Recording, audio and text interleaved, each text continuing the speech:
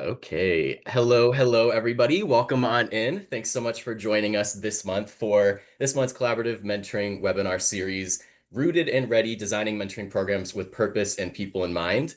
We're so excited that you're all here and joining us. As people are filling in, feel free to drop in your name and where you are calling in from in the chat.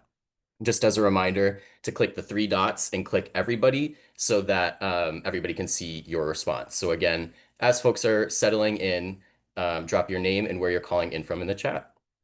We'd love to get to know you all a little bit more today. Awesome. And for those who are just joining in, welcome on in to this month's Collaborative Mentoring webinar series. My name is Jake Sullivan. I use he, him pronouns. I'm the Senior Manager of Field Learning at Mentor National.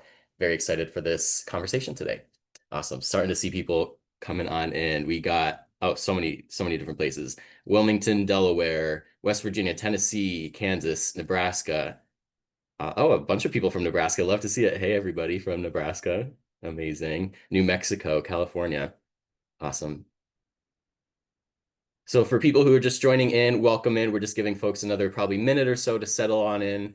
As you are waiting, feel free to drop in your name and where you're calling in from in the chat. We got Massachusetts. I'm not seeing it. Oh, okay. I see Paulette from Washington, D.C. I was going to say I'm not seeing anybody from the DMV. That's where I am. We got Canada. Amanda, welcome in internationally. We love to see it. Hope everybody's having a good morning or afternoon or evening, potentially, wherever you're calling in from. Oh, Renee's here. Okay. We got some Baltimore representation. Love to see it. More Nebraska, Pennsylvania. Awesome. So once again, my name is Jake Sullivan. I use he, him pronouns. I'm the Senior Manager of Field Learning. I'm about to introduce the amazing people who are going to be facilitating and hosting this webinar. So as you're settling in, continue to drop your names in the chat, interact with us, and use either the chat or the Q&A box, which I'll get into in just a second. But I'll move on to the next slide to introduce Sarah DeBooter and Elton Dixon, who are two amazing people who have been working on organizing this webinar. Sarah works with Mentor Vermont, which is one of Mentor's affiliates. She's also a master trainer for Mentor, which basically means she's an expert in this material and is one of the go-tos when it comes to training and development on these topics, such as the one that we'll be covering today. She also has over 10 years of experience in the nonprofit world, as well as in workplace skills development and training and coaching. And then Elton has over 2 decades helping organizations achieve their best outcomes. He's also, we were just talking about this, has his hands in a lot of pots. He's the founder of ENA Foundation, which works to cultivate robust support and lifelong positive outcomes for youth in foster care in Georgia. He's also a master trainer for Mentor and works with Mentor Georgia as a technical assistance provider. So I'll pass it over to Sarah and Elton to say hi and share a little bit more about your work, and then we'll move on to the next slide. Go ahead, Elton. Me first? All right. Hello, everybody. Elton Dixon. I'm broadcasting live from right now sunny Valdosta, Georgia, which is about as far south in Georgia as you can be and still be in Georgia, right on the Florida line. And it is a wonderful pleasure to be here with all the Mentor team and to be working with Sarah on today's presentation. So, Sarah, I pass it to you. All right. Hello, everybody. My name is Sarah DeButer, and Jake summarized it beautifully. I live in the middle of Vermont, surrounded by mountains, and I love it that way. And I'm really excited to talk about the elements of effective practice for mentoring, 5th edition. So we're really excited to be here today. Also, I have a cat. We're human beings in our homes today, and she likes to make appearances when I am talking to my computer. So you might see her pop up behind me. And her name is Enya. Give her a little wave. We love it. We love cat co-facilitators. They're always welcome here. Awesome. So on to the next slide. We also have Mike Geringer, who is the Senior Director of Research and Quality at Mentor National. He's also the co-author of the Elements of Effective Practice for Mentoring. So very excited to hear his insights into the creation of this 5th edition. He has over 10 years at Mentor National alone, but then over 25 years in the mentoring and education field. Really doesn't need any more of an introduction. It's kind of a legend in the mentoring field. So pass it over to Mike to say hi and to share a little bit more. Hey everyone, I don't know if I've reached legend status yet, but thank you for that, Jake. Good to be with everyone. I'm very excited for this whole series of conversations we're going to have over several sessions here about this new resource. Just really excited to kind of have a conversation about all of the topics in this resource and kind of teach folks a little bit more about why we're recommending these practices and kind of the research we're drawing from in making those recommendations. And so I'm just excited to dig deep into this topic and have a great conversation with you all today. Awesome. Amazing. So we'll move on to the next slide, which is all about tips for engagement. So you've already been doing it by dropping your names and where you're calling in from in the chat, which is amazing, but we want to continue to get to know you all and hear your insights and experiences as well. So use the chat throughout this webinar to talk with one another, share any resources, respond to what the presenters are saying. We have a lot of different opportunities to hear from you intentionally. And then any questions that you have, you can put in the Q&A box, which should also be on that toolbar. And you should also have the ability to upvote questions that you'd like to see definitely answered. We'll have some dedicated time at the end of the webinar for those audience Q&As or questions. And so, yeah, drop anything there as you're moving throughout the webinar. Also on that toolbar is the CC button, which stands for closed captions. So if you need or use captions, feel free to click that to enable those. And then as always, these webinars are recorded. And so we'll be sending that out within a week with the slides and any other resources and links that we talk about. It'll also be posted to our website, and I'll share a link for that in just a second.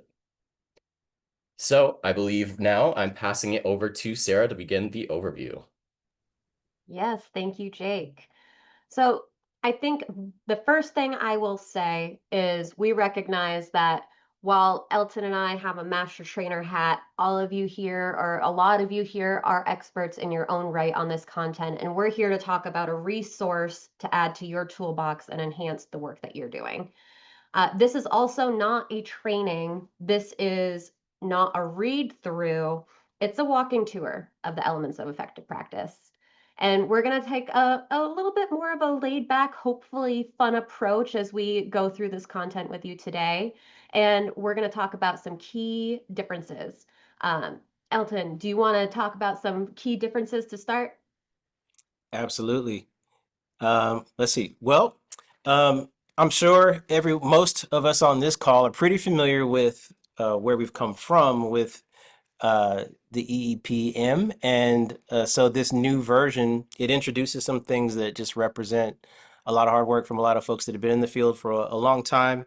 So we want you to leave this experience today and through the two sessions to follow, feeling like you've become very familiar with the format and the resources available in this product that we're presenting today. So this is all about grounding mentoring programs in strong values, intentional design, and inclusive practices. Those are things that have always hovered in the air in the world of mentoring and amongst all of us that have been in this work.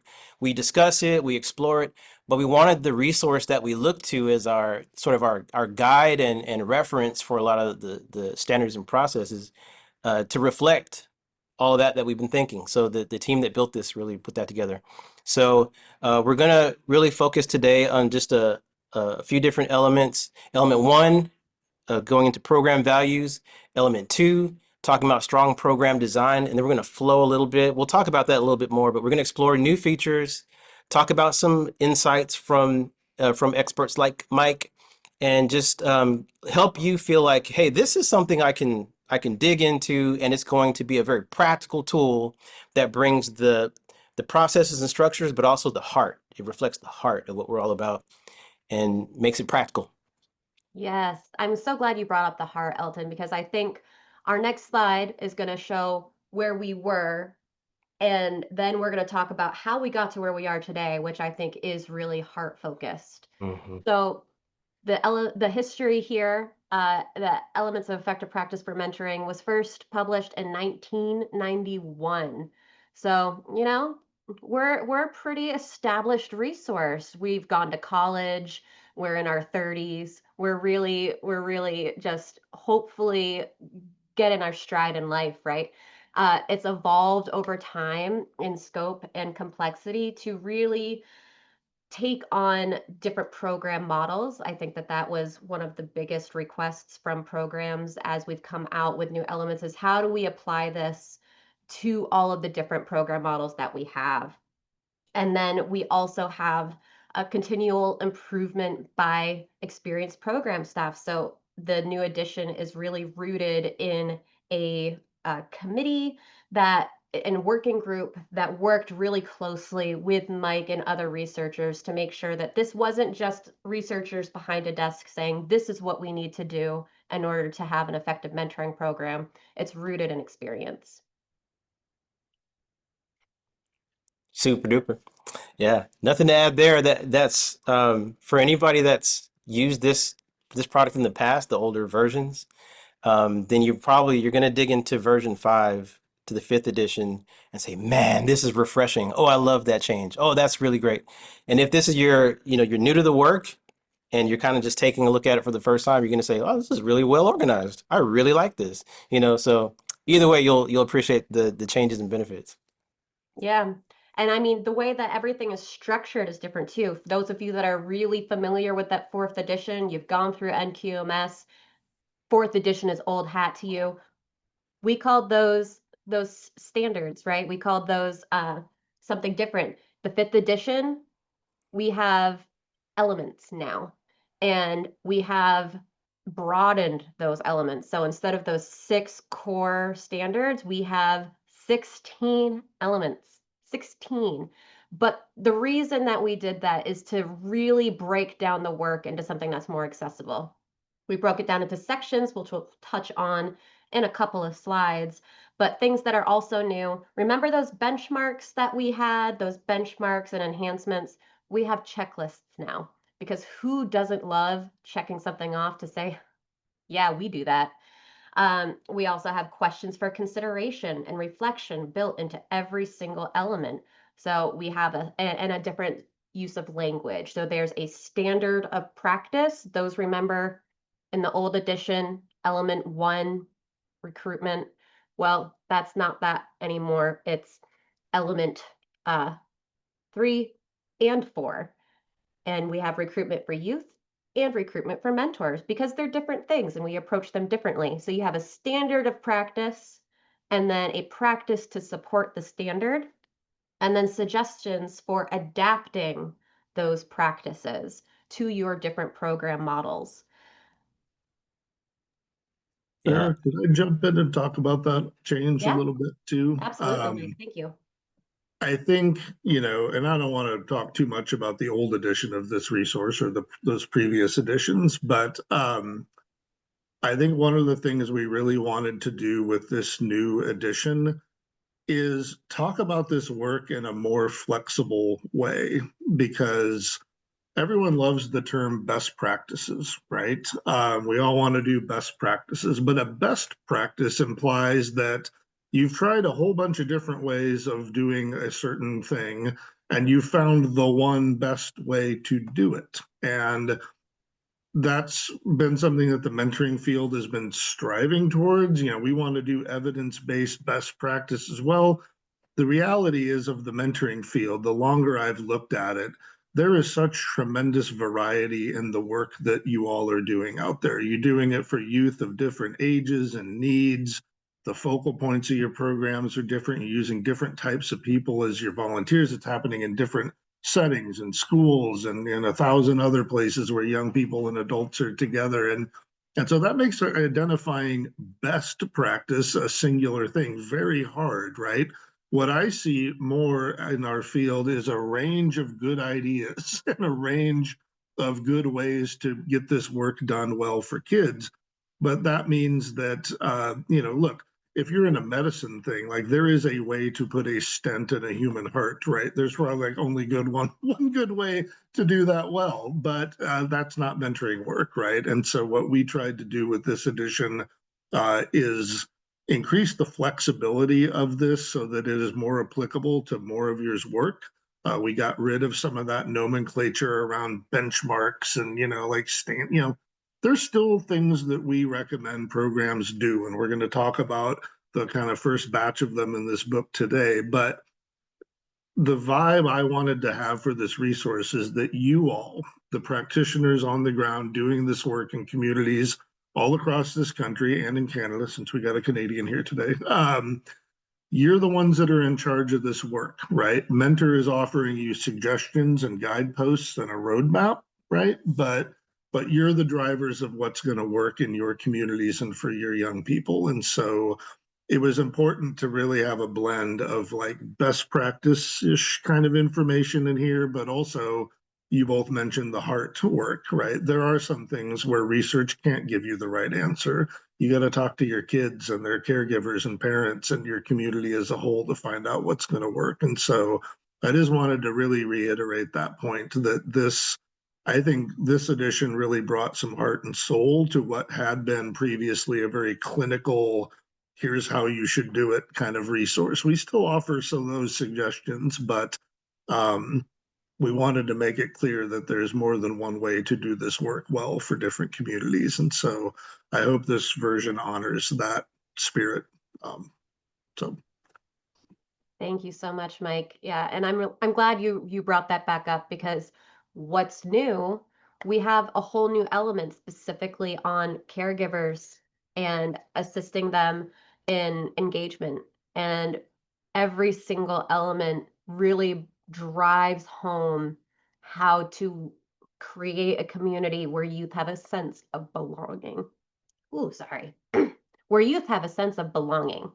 And so I think that you're going to be seeing that as we go through this content today and as we continue to go through the elements in as the series continues.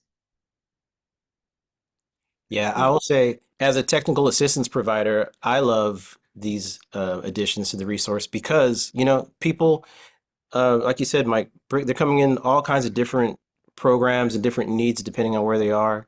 And that flexibility helps us feel like, hey, we're giving them great support, and they are also able to give input that kind of guides the process too. So it's not just us teaching or administering; they are bringing some value to our learning as well, that we can use with other programs. So I love the flexibility.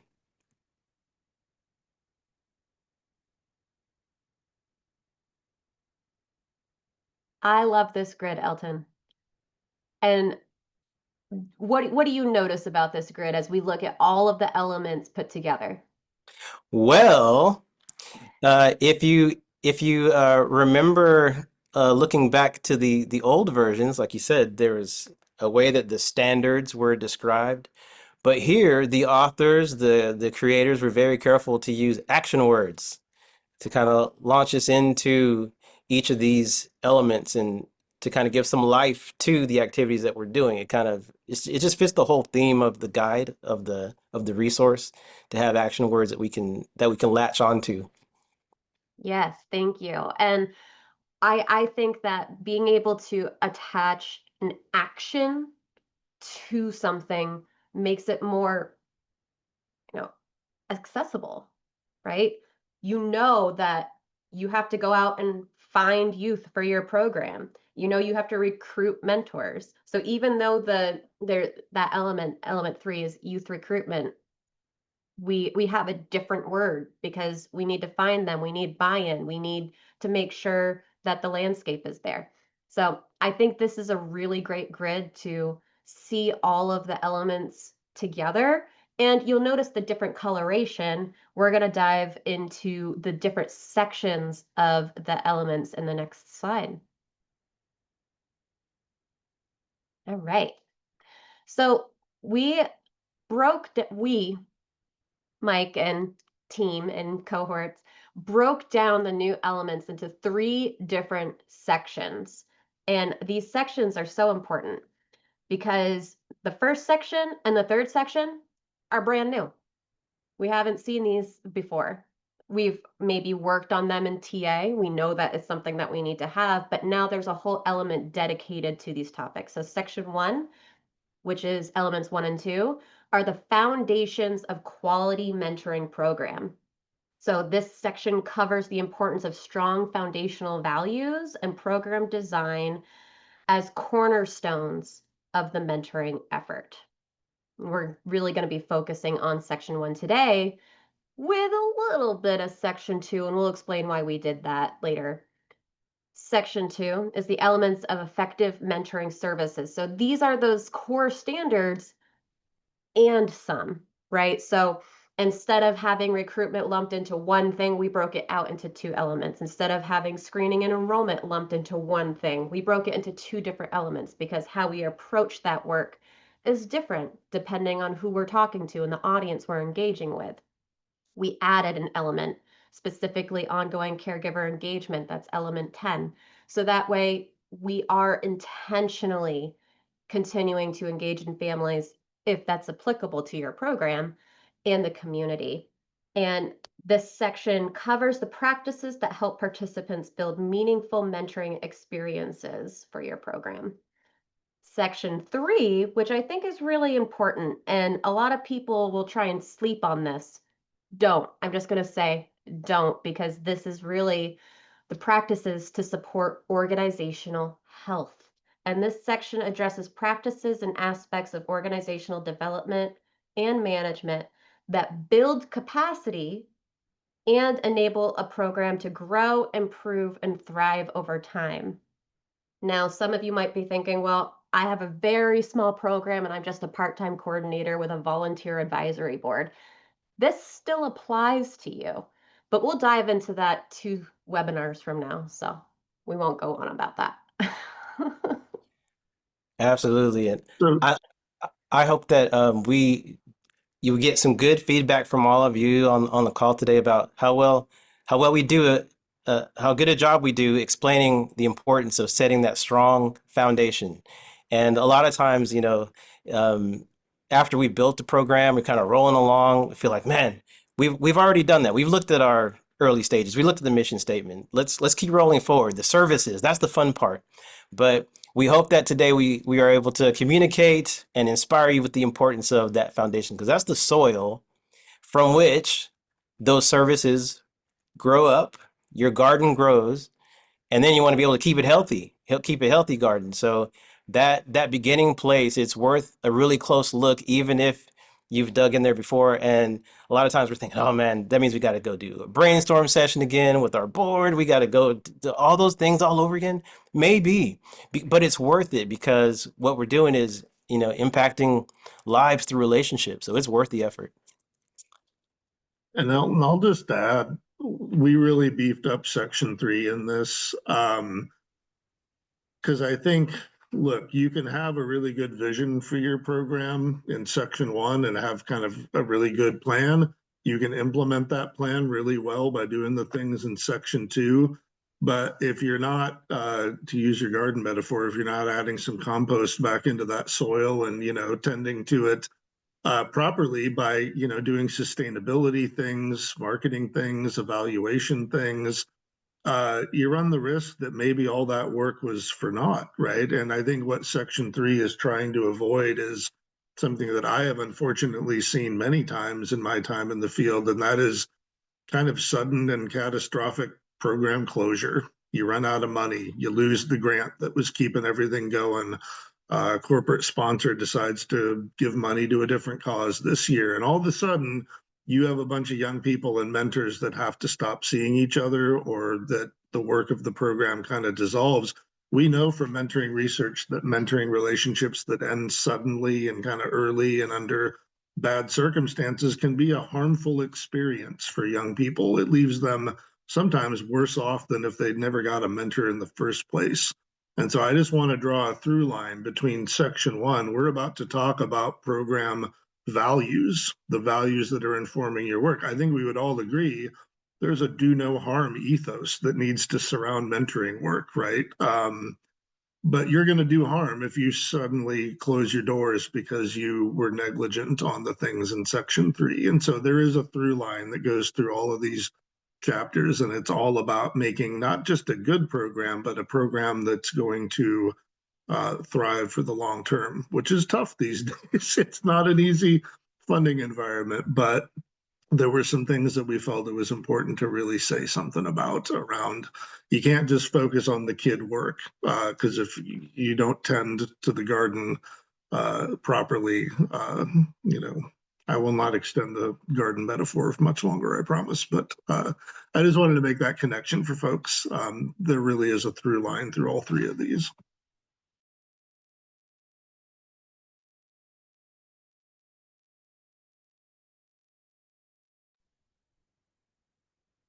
So we named this session Rooted and Ready.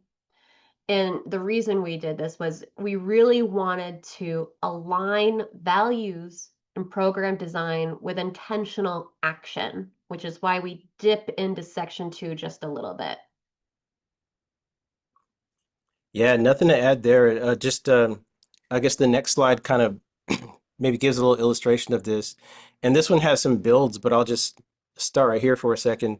So this is a resource that we've been using around here in our community to illustrate some of the things that Mike was just talking about.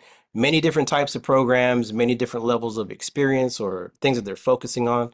And so we did a community survey of mentoring programs around our county and even our region a little bit, just to see, what kind of programs are we working with and figure out what kind of support they need.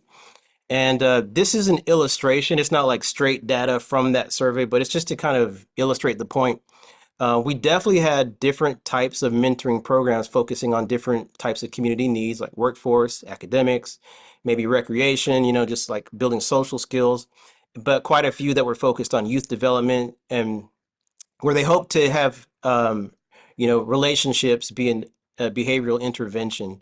But the issue there was across the community, not everyone was plugged in to resources. So if you look on the top left hand side, you see like informal programs, not a lot of accountability. They're kind of disconnected, they're not networked, and they can't look back and say, here's how we got our results. And then on the far end, you might have really formal programs that they're doing all the research and evidence-based practices, they're networked, they're doing everything. But the next build, if you can click on that, these dots that you see kind of forming around, these represent where we saw different programs fall within whatever their band of focus is. You might have some that are more toward the left, the very informal. Around here, we had like a lot of churches that'll have like maybe a group of ladies will say, we're going to mentor these young girls, and that's it. We're not trying to grow. That's what we want to focus on. And so very informal, but because those relationships were strong, the heart was there, they had good outcomes.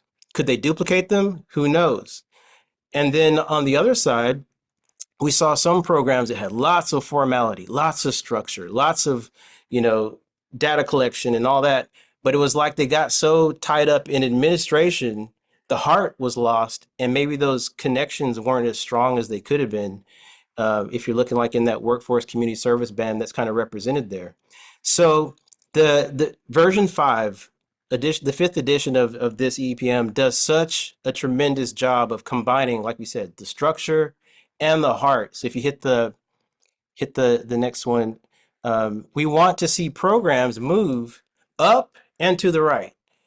Within their band, if they're moving upward, that means stronger outcomes, but also more formality, because the more structure, the less risk and liability. The more you can repeat your outcomes, the more you can talk to stakeholders and say, here's how we got here. So we hope that everybody invests in going back to this resource and taking advantage of all that's there. The reality, though, was we did have some programs. You see some dots are kind of lagging behind, where they said, we don't want to be more formal. We like what we're doing. We're good. And we're not the mentoring police, so we can't enforce anything, but we hope that by sharing resources like this in our community, that they will at least invest in some better practices. And if you hit the next animation, that they'll at least start getting stronger outcomes wherever they sit.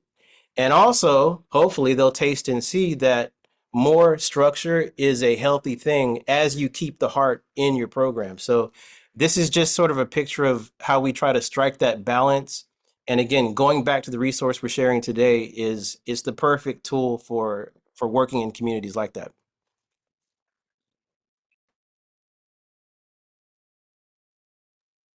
And here we are. We're going to dive into the meat of this first section, that foundations of quality mentoring programs. So rather than, continuing to do a full read through of the element, we wanted to pull out key things that we hope if you're reading the element, this is what you're walking away with, right? So element one is program values. So strength-based language is key. And Mike mentioned this earlier. Ethics is the foundation of practice, right? That do no harm is a key part of any work we do, especially when working with youth. And then again, inclusion and belonging. It's central, not supplemental. Can I speak to that last one real quick, Sarah? Yeah, When please. we were writing this resource, I got approached by a number of folks that said, are you going to suggest outcomes for mentoring programs? And I said, well, programs are doing all kinds of different things. I'm not going to sit here and say every program in America should promise, better grades or lower juvenile detention rates or whatever it is. That might be super relevant for your program, but I'm not going to foist that challenge upon everybody that works in this field. But the more I thought about it, um, if I was to say that there are two outcomes that every single mentoring program could shoot for, and I would hope would shoot for, it's these two. Because I don't think you get any of the other outcomes around grades or behavior or achievements if kids don't feel if they don't know who they are, identity development and finding their tribe, so to speak, within the community that they're in, and if they don't feel a sense of belonging. Those are two foundational things that allow young people to thrive and do all the other achievement stuff. But I think we live in a country right now that is doing an incredibly poor job of providing that to young people. And in fact, I think many folks are actively trying to take those things away from some young people, right? And so to me, this was the line in the sand around that. I don't care what other outcomes your mentoring program is shooting for, but the kids in your program better know that they matter and that they belong in this world. Because if you're not doing that, I don't know what your program is doing. So that was super important for me to put in there. I also just quickly, that strengths-based language, I have seen for 2, 3 decades now in this field, folks talk about our young people in really kind of demeaning ways. When I first got into this work, we would talk about juvenile delinquents and, like some agencies at the federal level still use that language, right? But our children are not just a collection of problems to be solved, right? They're people with their hopes and dreams and aspirations, and I know it's a cliche, but they are our future. So I thought it was also very important in this resource to shift that language and shift that narrative. And frankly, anytime I hear a funder talking about, these poor disadvantaged kids, it's like, nope, nope, nope, nope, we're not going there. Like, yeah, they've got things that they need to overcome and challenges that we need to help them solve, but they're more than that, right? And the point of mentoring is to help them on their journey. It's not to solve this societal problem that us adults have created, right? If we can do both of those at once, great. But this work is about maximizing these young people's lives. And so just wanted to really point those two things out. So Thank you so much, Mike. Yeah. And Sarah, I was wondering what you probably, when we were in the training for this, Mhm.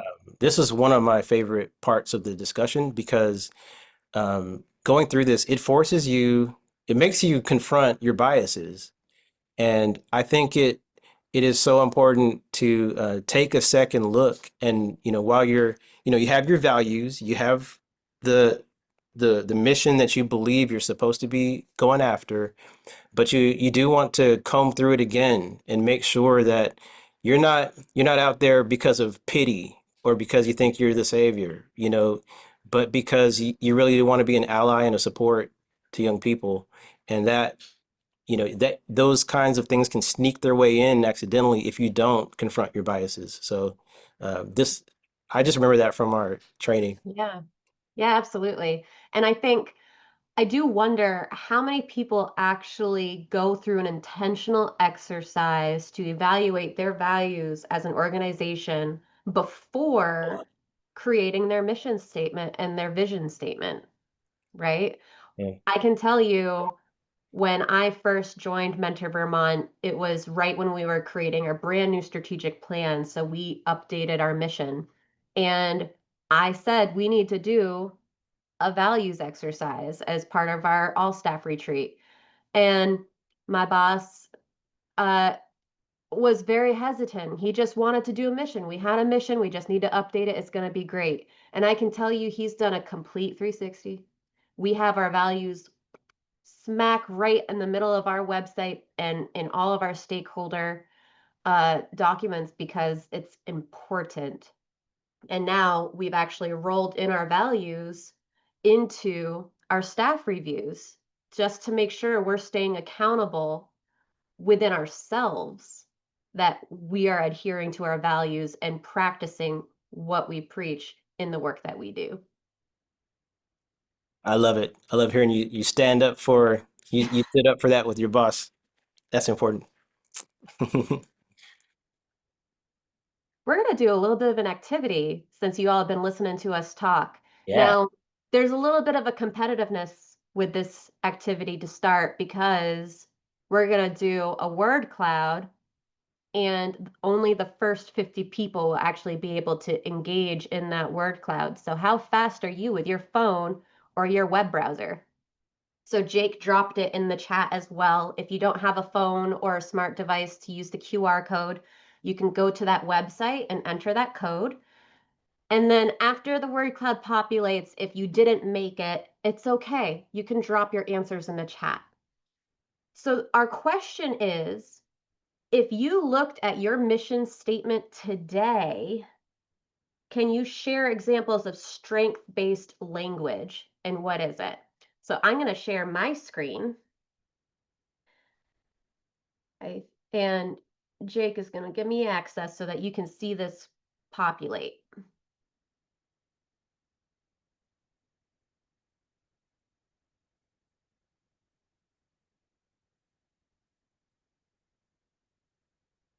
So we've got belonging, uplift, collaboration, empowerment, purpose.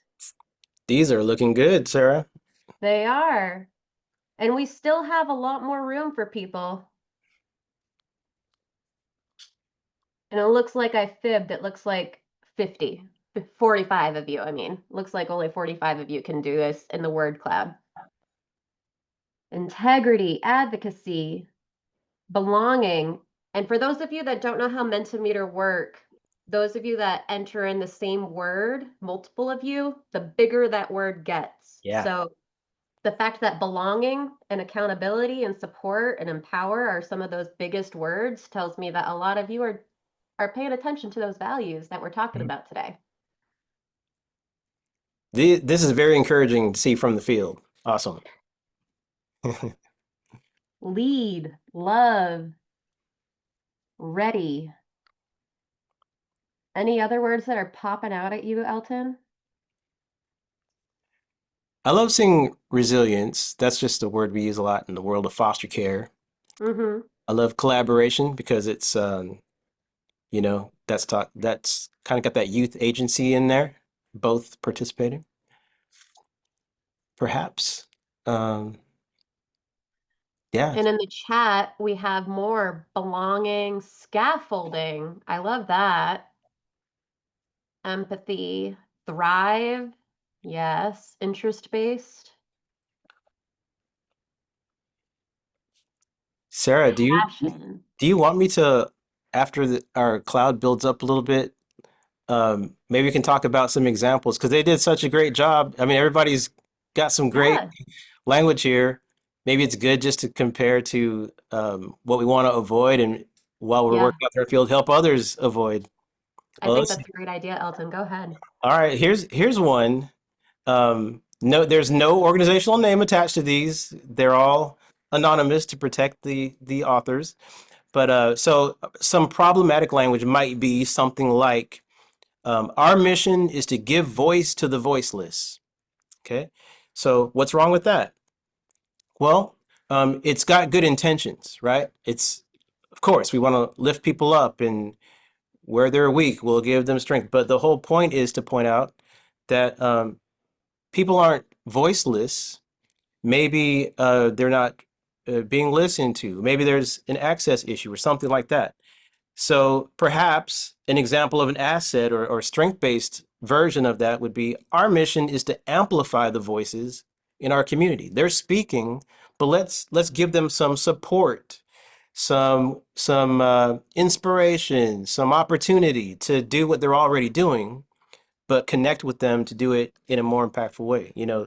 So that's just an example of how it can it can sound like we're saying something positive, but the language still identifies weakness in the people that we're working with, the young people that we're setting up to support. Yeah.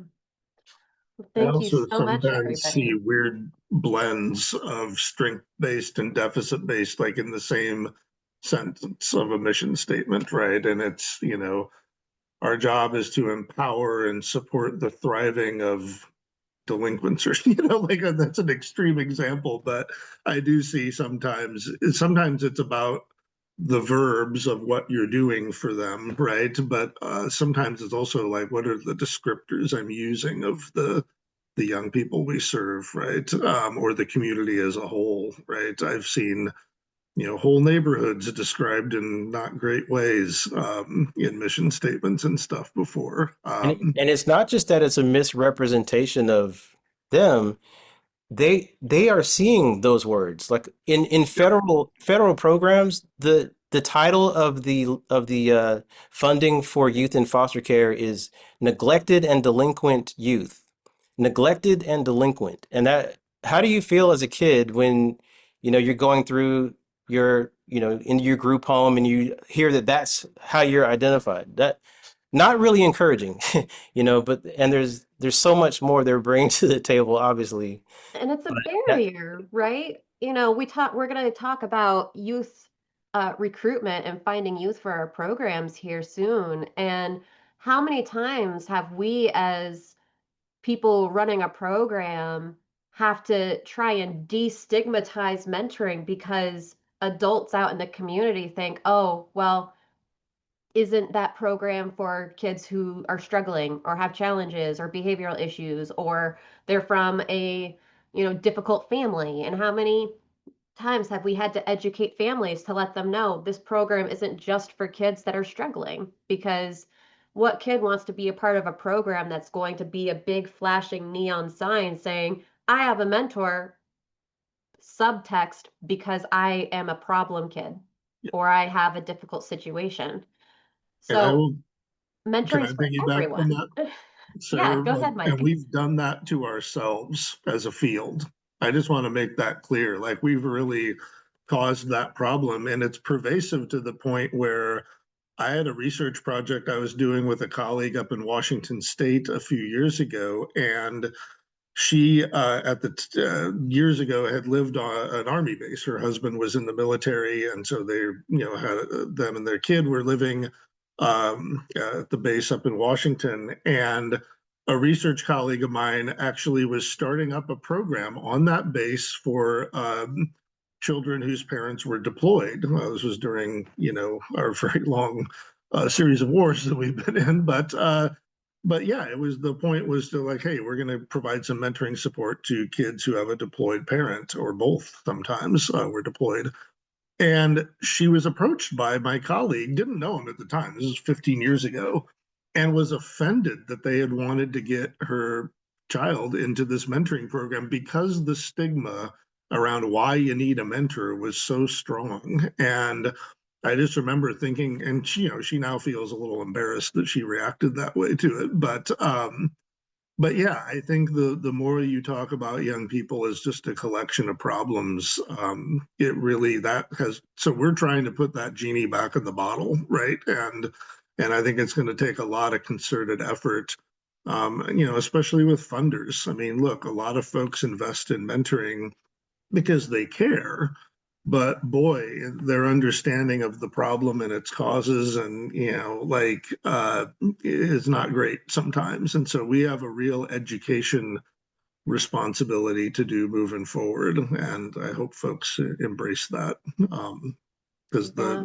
when we talk about it in sloppy ways, people reach the wrong conclusions, right? So And I also think, Mike, that the more we can educate our communities, particularly those funders and stakeholders and the people that hold grant money, for example, how many grant systems are looking specifically for deficit-based language as trigger words, right? But the more that we can educate stakeholders and funders and foundations, the more they'll be able to actually update those trigger words to hopefully strengthen assets-based language. And that's our responsibility. Agreed. Next, we're Yes. going to dive into program design. So you've built your mission statement, you have a vision.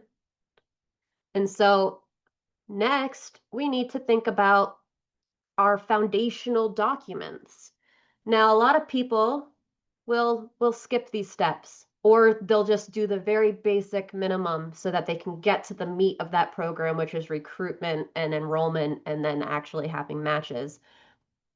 But this is very much the foundation, right? So what do we want you to walk away with from element 2 strong program design? Strong design is the foundation of quality and promotes continuous improvement because we always want a program that is focused on continuous improvement. It's why we have the National Quality Mentoring System. And a logic model is it's the what. What are you doing in your program? And your theory of change is your how and why. And I honestly recommend to every single program when I'm doing consulting that you need to have a logic model and a theory of change before you do your strategic plan, because this is what's going to inform that strategic plan. Yeah, I think I always end up doing mixed analogies when I think about logic models because what I have not done one consulting session, one technical assistance session where we did not go back to the logic model, whether it was a startup program or an existing program that had a logic model needed to look at it again. Has it been like that for you, Sarah? Lots of Mhm. startup programs. Do you get a lot of startup programs or lots of existing programs that want to strengthen? Um, I get mostly new programs that really want to focus on this, mostly because I've told them it's what they need to do to have a strong program, and they're like, "Oh, okay." Yeah, And then it with existing programs, there's that capacity issue, right? Do we have the capacity to really go back and dive into this, or can we really focus on other work that's more important? yeah, That's yeah, the mentality that we end up confronting a lot. absolutely. Yeah, I find when it's an existing program, if we help them get to like a really strong logic model, it's like a chiropractor, you pop that one vertebrae back into place and then they go, ah, that's all I needed. I can run from here. They can kind of take it and go. And this is it's one of those painful pieces. It takes some digging, it takes some work, it takes some time. But in terms of that foundation, I hope everybody on this call just it would be hard to overstate how important it is to spend the time on this piece here. And it just makes everything else you're doing flow so well, especially your conversation with multiple stakeholders from the mentors and mentees to the staff to the community that helps support you. Yeah. Speaking of which, Want to do some polls, maybe? Yeah, let's do it. Yeah. We need to hear from the people. Okay. So you'll see a question pop up on your screen. Go ahead and answer.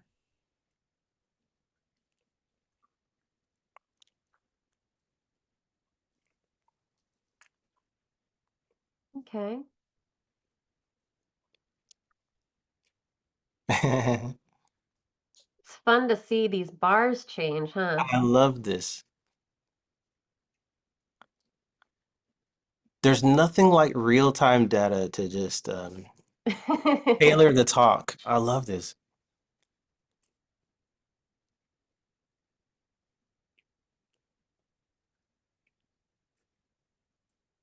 So it looks like 62% of you have participated in the poll. We'll give it another 10 seconds to get a full minute before we'll, share the results. All right. Awesome. That's a minute. All right. And you are all brave souls, but we really appreciate the ones saying, "Hey, what's a logic model?" Thank you Yeah. for that, because that helps us share. There's that 30% of you that review it when you update your strategic plan. I love to see that. And then the rest of you, you either have one, but you haven't put a lot of thought into it. 28% of you have a document with the needs, inputs, activities, outputs, and outcomes, but it's informal. And then 23% of you said, what's the logic model? Right? Can we get the next poll, please? Go ahead and answer this question. And we're going to do another minute. So far, I'm Very not nice. surprised by this one. This was what I Yeah. was expecting. Yes. Yes. And I found this to be across all kinds of applications, not just the mentoring world. It's just nonprofits in general. Oh, yeah. I can tell you as a NQMS reviewer who works with programs to assess the quality of their program that nationally everyone is behind on this. Yeah. And we've actually in Vermont, we are part of the National Quality Mentoring System. Quality assessment is you create an innovation and improvement plan to work on 3 to 5 goals over the next 3 years. I'm not plugging this at all, right, Mike? Um, and what we've decided to do is to implement theory of change as one of those goals so that hopefully by 2029, every program that's gone through NQMS with us since 2022 will have a theory of change. Sarah, would you say that we trainers, professionals, practitioners, who maybe talk with lots of different programs about this stuff, could we do a better job of explaining the difference between a logic model and theory of change? Because the look on someone's face when they finish a logic model is like they just went on a journey through the Himalayas Oh, and yeah. came back and then say, all right, great. Now let's do your theory of change. You know? I'm going to be honest with you, Elton. I actually think that we can do a better job at this explaining the difference between a logic model and theory of change to other TA providers and trainers. Absolutely. Absolutely. I think it took me maybe 3 years of being on board and talking with my resident analyst on my team to really fully understand the differences. And now I'm completely converted. You Yeah. need a theory of change. It's a learn by doing for sure to see the differences at work. But for all who have not gotten some coaching, consulting, or technical assistance, uh, please do. I love this. Now, the reason that I added, so you might see this is a similar format to the last poll. But we have a document that discusses a journey a young person goes through, and then we have a document that discusses long-term change and impact. The reason I had those be two separate things is because the fifth edition of the Elements right here, when it describes the difference between a logic model and a theory of change, it's really talking about the journey a young person goes through and the activities. So those activities you put into your logic model all those different things you have in there so that, that young person can get those outcomes. It's saying, how do you take those activities from your logic model, and then what does that journey actually look like for your young person so that by the end of the program, they've met their goals. I also added long-term change and impact because I think the theory of change should also be is your program making a long-term change and impact in your community? What do you want that impact to look like in addition to the long-term change and impact in the young people's lives?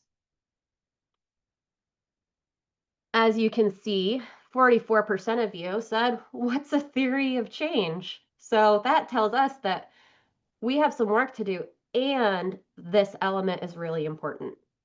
Thanks for sharing that, Jake. So Oh, Sarah, wait.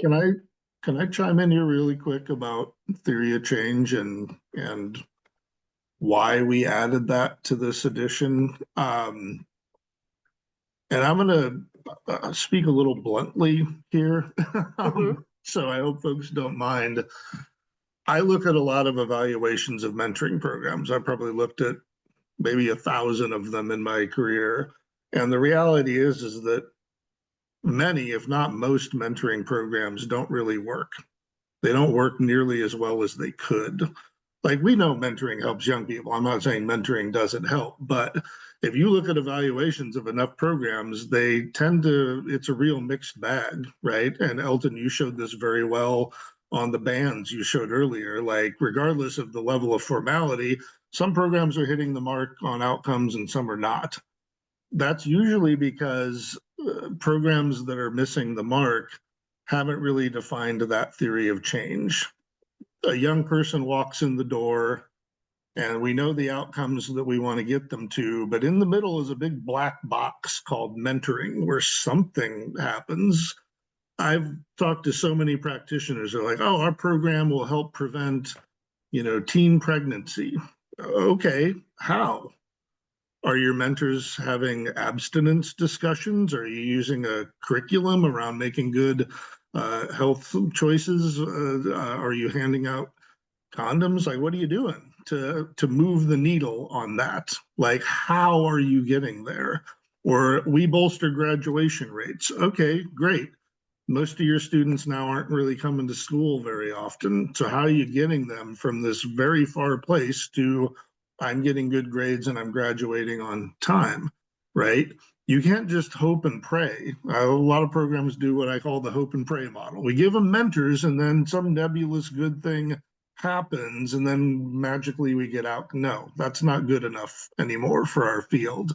You have to be, and look, not every kid's going to go on that same journey, but using the example I just gave of like, we want kids to graduate on time. Great. To do that, they need good grades. Okay. Are we improving grades? Well, what goes into improving grades? Well, they have to, show up to class and take advantage of tutoring or other things, right? Or maybe their mentors helping them with their attitude about school. Maybe they're not going to school because they don't like school. So you have to kind of do work that hits all of those points on that causal chain, right? And if you can't articulate how a young person is growing and evolving and changing as a result of their mentoring, you're not going to know what to measure along the way because it's a long ways from maybe where they're at to graduation 2 3 years from now, right? So how are we going to show that they're progressing in the right direction? And so that's why I really encourage folks to flesh out that theory of change. What do our mentors do? When do they do it in the relationship? What does that start to result in? And how over time do we build on those building blocks to get that young person to the end point that they want? And to me, that is the biggest weakness I see in the mentoring field.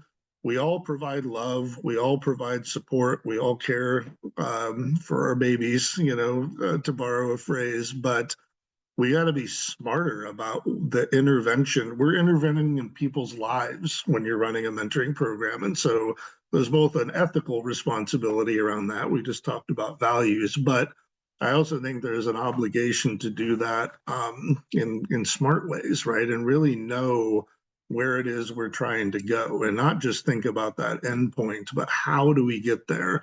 Because that will tell you what to measure and what to do and conversations your mentors need to have and all of it. So you can't really run a good program if you haven't figured that out, in my opinion. So this was the one thing that I insisted be really fleshed out in this new edition because I just felt like, Elton, you had a lot of programs that were very formal and that were doing all the bells and whistles and checking all the practice boxes, bad outcomes, right? It's probably because they hadn't thought through this causal chain of events that gets a young person to their outcomes. So just really want to reiterate that to folks. I think Yeah. it boils down to, is your program implementing a dumb idea or a good idea, Yeah. right? To just be very honest about it. I see a lot of folks that I think have not thought through the premise of their program as well as they could. Sure. So it's about doing the work smarter. For sure. Yeah, that's a great point, Mike. And it's great to have one of the authors right here on the call kind of talking about that thought process, building this, because the resources, the fifth edition is just awesome for this. But for a lot of the folks who on that survey just now said, what's a logic model, or what's a theory of change? Um, the resource does point to the logic model as a great place to start, and it for most people is probably going to feel a little more tangible. You're talking about maybe things that feel like some physical tasks that you can take care of to target a challenge in your community to meet those needs, and then move toward outcomes. So, Sarah, tell me if this is the same for you, but a lot of my TA clients have ended up being programs that they're looking to add mentoring as a new component of an existing program. Like maybe they had some kind of character development curriculum or a club or something else going on, and they said, we should do mentoring too. So what I found was we needed to help them run a logic model focused on the mentoring component, because otherwise they make the mistake of thinking that the resources and all the focus that goes into the other parts of the existing program are the same resources that build a successful mentoring program. And the logic model is a really good way to visualize the differences and make sure you don't underestimate what it takes to have success. So, Yeah, I think that that's spot on. I think I what you have here, the Rosetta Stone. I love how you explain this. I just this is not an insult to programs, but a lot of times most mentoring programs are nonprofits, and they will tell you themselves, nonprofits are born out of two things: passion and chaos. You see a problem and you say, I'm going after this. These kids are not going to be out here on the street all by themselves. I'm going to help them. And you jump in, and then you figure out, ooh, we need structure, and you've been doing things so long a certain way that now you have to learn new habits so that you can teach your methods to someone else, and you can scale, and impact even more youth. So I always say, the more you love your community, the more you love those youth you're serving, the more organized you'll be so that you can help them and do it for a longer time. So that takes a lot of different players, a lot of different stakeholders, and the logic models like that Rosetta Stone. It says the same thing, but in different ways that will resonate with different stakeholders. So many nonprofit leaders don't know how to talk to funders. They want to come at that conversation with a lot of heart, which is important, but the funder's going, yeah, yeah, yeah. But tell me, when I stick $1 in here, how does it turn into an outcome over there? That's what I need to know. I'm not doing the mentoring. I'm not doing that part. I just need to know that this outcome we want to see in our community is going to happen, and are you the one that can make it happen? So if it's a challenge for you to describe those things when you're in person, sitting across the desk from Big Daddy Warbucks, and you go, okay, I'd really love for you to donate. Well, that logic model helps speak the language they need to hear to say, okay, you're effective. That's why I'm going to invest, not just because I like you or see that you have passion. And that theory of change, and depending on the size of the program, sometimes you might have several different versions of the theory of change depending on the pillar. for example, we have a theory of change for our investment versus a theory of change for how we're engaging public will and advocacy. But that theory of change can also be a great way to engage stakeholders like funders, because again, you're talking about that full journey of that young person and that long-term change rather than just your short-term outcomes, right? A lot of people say we're trying to work ourselves out of a job in nonprofit. I don't think we're trying to do that in mentoring. I think we're trying to create a culture around mentoring where we continue to support it and grow it, right? Because the first thing, the very first language in the new edition that I really love, the very first line is, there is perhaps no action that better symbolizes and honors our collective humanity and our obligation to one another over time than when one person offers a mentoring relationship to another. So that can't end. We're not working ourselves out of a job. We're working ourselves into sustainability and a culture of mentoring.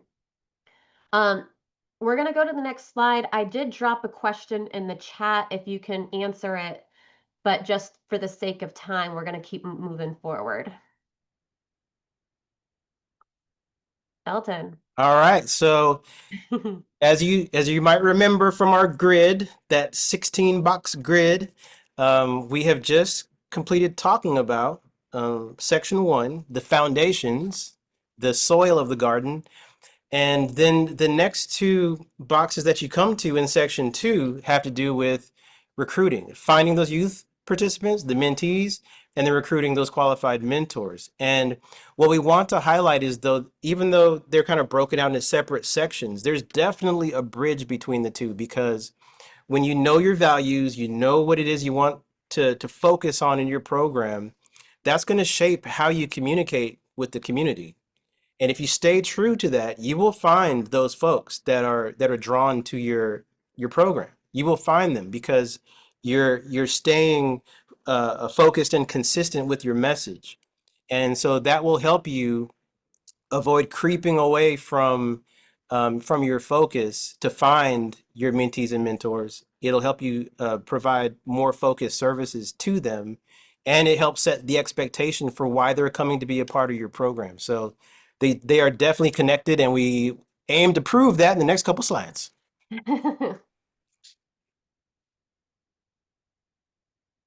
So recruitment of youth participants, that find action verb, right? What do we want you to walk away with after you read this element? Focus on ultra clear expectations, right? And I think that that is applicable to every single model. You need to be clear about your expectations. Center youth agency, right? Rather than youth empowerment, which I think is really important, I like to use the terminology of youth agency, where we're empowering youth within themselves and helping them to also empower themselves to find that youth agency. What role are they playing in their own enrollment of in coming into a mentoring program? And then strengths-based language and youth voice. Again, that youth voice being central. I think that framing participation as opportunity and not deficit, which we talked about earlier. Are you noticing how it's all coming together? That through line. This is going to be a connection in every single one of these series. It all blends. It's all together. That importance of consent, clarity, and cultural responsiveness, right? How are we recognizing where these young people are coming from and their lived experience, and then how that applies to mentoring? And partnering with schools, families, and communities to find the right youth, not just any youth. Because mentoring, it's not a replacement for other services. So how do we partner with the community to create this wraparound web of support for these young people when they're in these programs?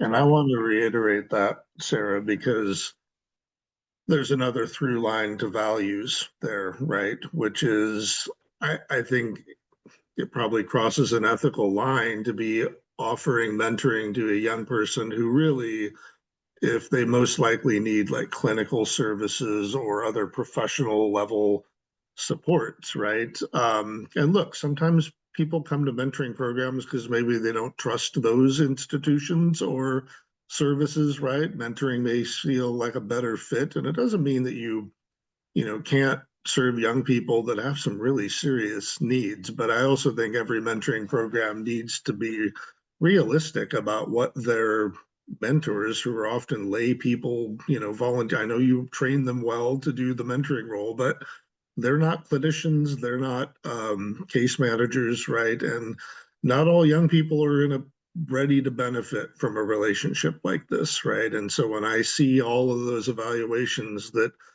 we didn't quite hit our outcomes, I always wonder, like, are you serving young people that might be better served from some other service that isn't yours, right? To hit a quota for a grant you got. Oh, we said we'd serve 150 kids, so we're just taking all comers. And, that can lead to some situations where, you're just not the right service for that young person at the right time. And so, it doesn't mean you turn, you get hyper focused and turn away folks that could really benefit, but it does mean being realistic about kind of the limit and scope of what your mentors can handle. Yeah. Mhm. Another thought comes to mind, Sarah. I think we talked about this. I love that the resource points to youth as a source of recruiting youth, them talking with their peers. How much better can they do that when they are clear on the expectations, so they're inviting their friends into something that they understand very well too. So that's the youth agency side, and also them being able to clearly explain, the expectations for their peers. Yeah, absolutely.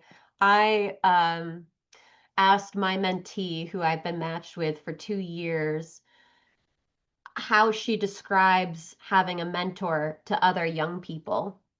And she said, it's like all the things that you want your parent to do, but they're too busy, so you get to do it with another friend. I was like, all right, for at the time she was 9, I was like, for a 9-year-old, that's pretty great for understanding what a relationship is. Um, so I think that that's great. If you can drop your answers to this question on the screen in the chat so we can keep things moving. But one other thing I wanted to mention too, just about finding the right youth. And this is something that I think a lot of programs struggle with because of that kind of competitiveness when it comes to either serving the same community, right? So you're trying to recruit from the same pool of people, and you're also competing for the same pool of funding a lot of times. So how are you working with other programs? Maybe you tried to recruit a youth for a community-based program, but maybe they are actually more suited to more structure and they're feeling more comfortable and safe with their mentor in a school-based program. Or maybe they're more suited for a peer mentoring model. So are you tapped into the other mentoring happening in your community? And how do we create a culture of the mentoring mindset where we're helping each other so that no matter what's going on with that young person, they're being served some way, somehow?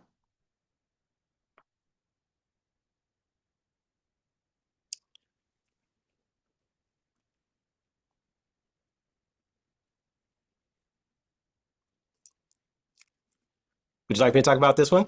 Go ahead, All Elton. right.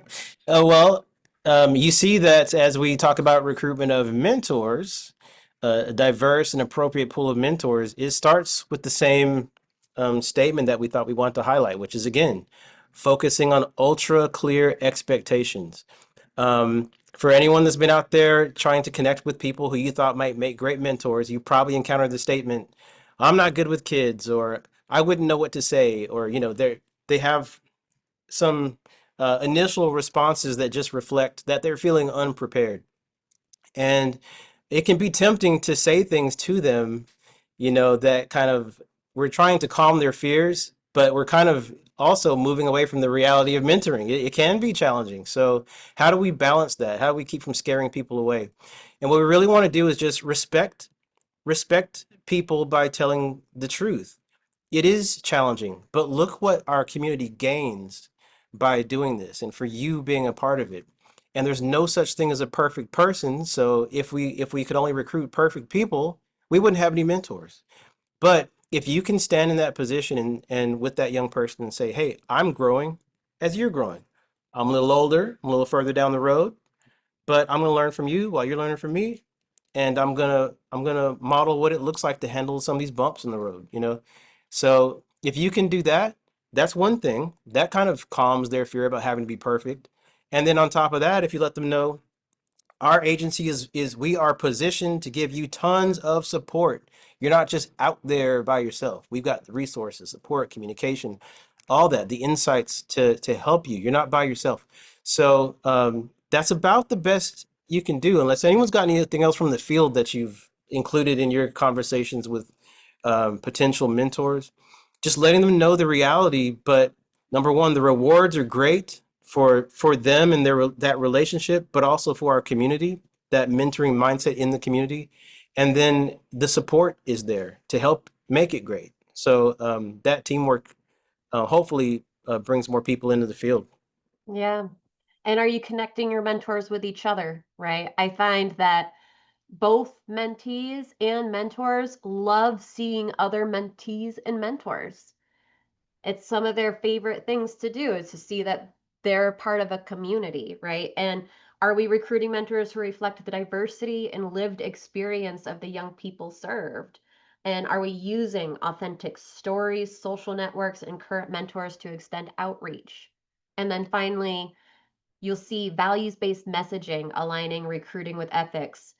Are you using your mission statement and your values to recruit? Are you connecting your program design and everything you've set up your program to be directly to your recruitment strategies? And then another thing this element really talks a lot about is exploring youth initiated mentoring. One thing one of our local programs did recently that I loved was they held just a social mentoring awareness event where the mentors knew that mentees there, potential mentees there, were kind of like on a waiting list. And it was kind of a social mixer. And the mentees just knew that they were going to be having fun and that they were going to be meeting other caring adults there. And the mentees kind of made specific connections with some of those potential mentors and matches were made, right? So are we thinking outside of the box in how we recruit and find potential mentors and mentees for our programs? I think one other thing I would reiterate here, and it was actually Salma, your comment in the chat here triggered this for me. I think, Elton, you said like be realistic about what this experience is going to be like. I also think it's important to be clear, and once again, this is another through line from values to the doing of the work. Make it clear the expectations in your program around how we talk about and work with our young people, right? And this will come out more when we talk about screening at the next webinar in this series, but there are many people that sign up to be mentors in programs because they do not think very highly of today's young people or their caregivers and parents, right? I'm not going to name names, but I was in a program event in a Midwestern state about 7 years ago, and the program mentors were also there along with staff, and I had a mentor come up to me, and he lived in a rural town that had recently had a big influx of immigrants to work at the cannery or something like that. And he basically was like, "Yeah, I've signed up to be a mentor because these parents don't know how to live. They don't know how to be an American, and I got to whip these kids into shape." And I had some choice words for this gentleman, but I was like, man, this guy had been mentoring in this program for 4 years. I cannot imagine the things that came out of his mouth to that young person or young people, maybe, right? So that's someone who is probably spreading harm on behalf of your program in the community, right? And so that goes back to just who are we bringing in? Are we presenting this opportunity with the right motivations in mind, right? It doesn't say you can't be concerned. And Salma, your point about like, if you're doing mentoring for young people who have cancer, like, of course, that's, tough, but they got to be able to work with that young person in ways that don't, make that young person feel worse, right? And so there's more to talk about on that on the screening side of things. But boy, if you got the wrong people walking in the door for the wrong reasons, that tells me your messaging is off. So Yeah. Thank you, Mike. That's definitely a good cautionary tale, like what was said in the chat. We have to be so careful to protect our young people that do no harm. So this ties directly back to ethics, and we'll definitely dive more into that in the screening section. But I'm curious if people have, what are potential dangers of creeping away from your values and mission? If you can drop answers in the chat, and we'll also copy the question and put it in the chat as well.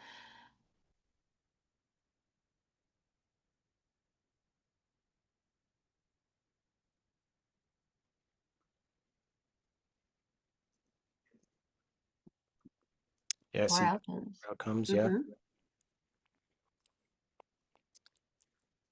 I think if we've been in the work for a while, we've all experienced seeing a long list of mentees and a short list of mentors, and just feeling stressed by that. Oh, yeah. And some people's funding is based off of the number of matches that they get in a year, Yeah, right? And so sometimes it can be, next slide, please. Um, it can be tempting when you have funding and numbers that you have to rely on in order to have that sustainability to make a match that might not be the match you would make if you had more time for quality recruitment, right? And then values.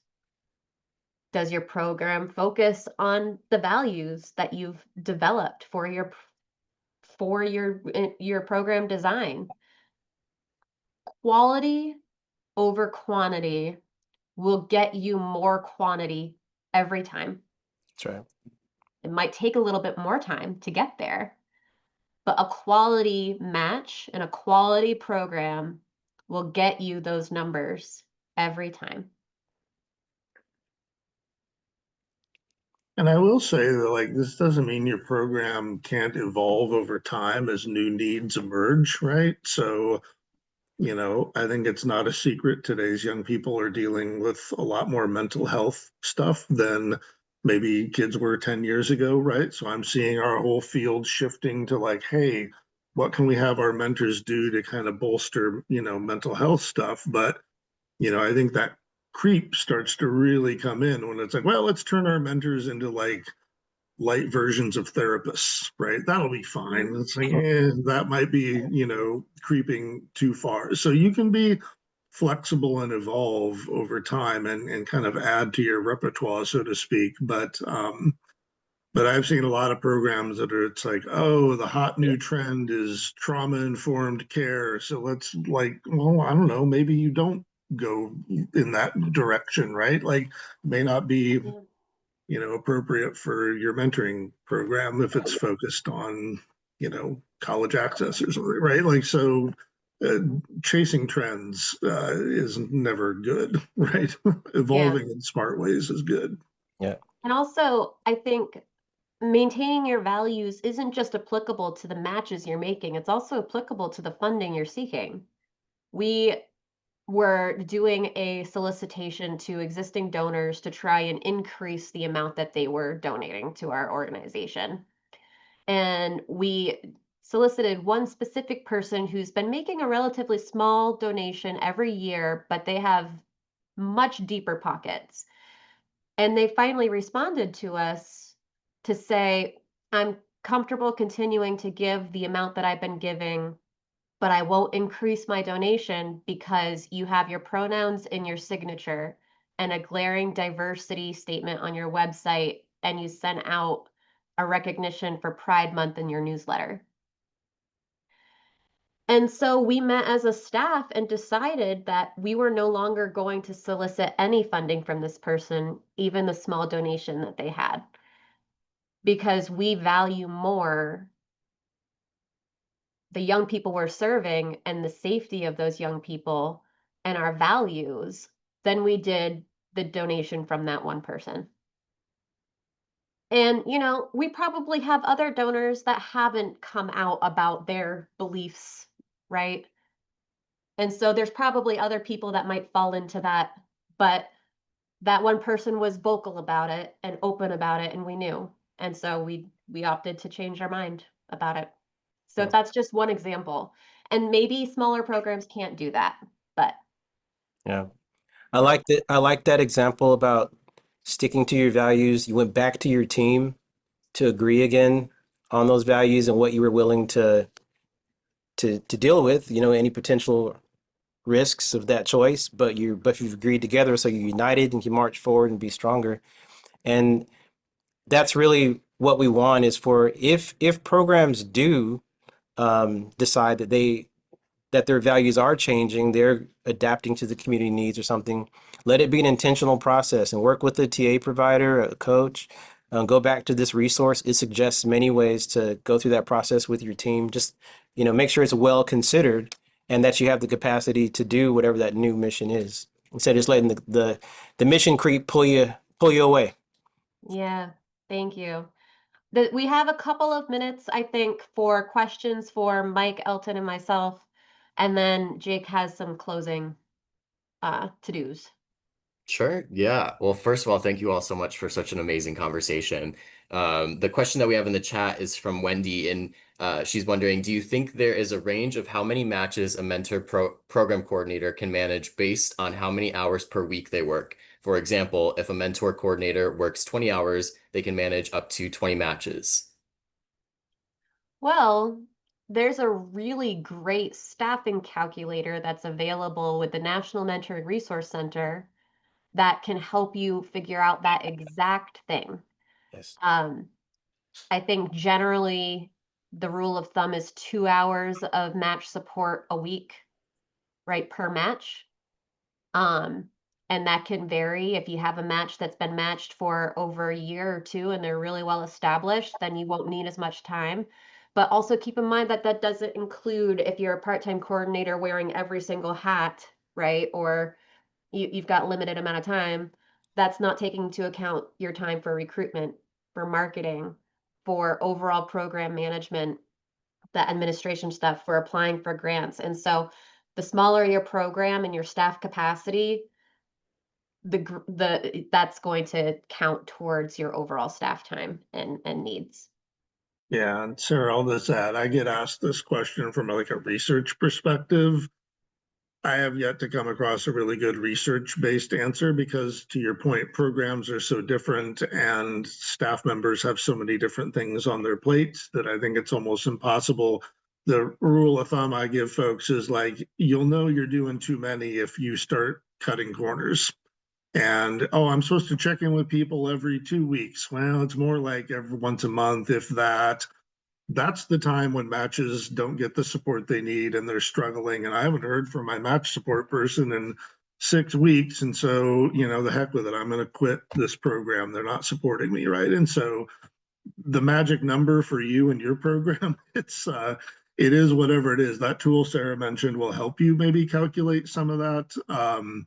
But you just got to kind of pressure test that and be honest. That's part of the ethics and values we've been talking about is do not serve more young people than you can reasonably serve with the staff you got. That's just, you got to hold that line. So Awesome. And I think we're right up out of time, but I do see one more question. Do you think any of the mentoring program apps to help manage matches is worth it? Or what are the top three to find? So do you all find value in like mentoring software or platforms? I think every program should have that. In fact, I think that's one of the infrastructure pieces we recommend in section 3 of the elements. Um, you know, it doesn't need to be fancy. And I don't think at Mentor, we don't endorse products or anything. There are a number of good ones out there, but I think the most important thing is to have, some method, some way of keeping track of your folks. So I've seen people do customized Salesforce things. I've seen people use, 1,000 other databases.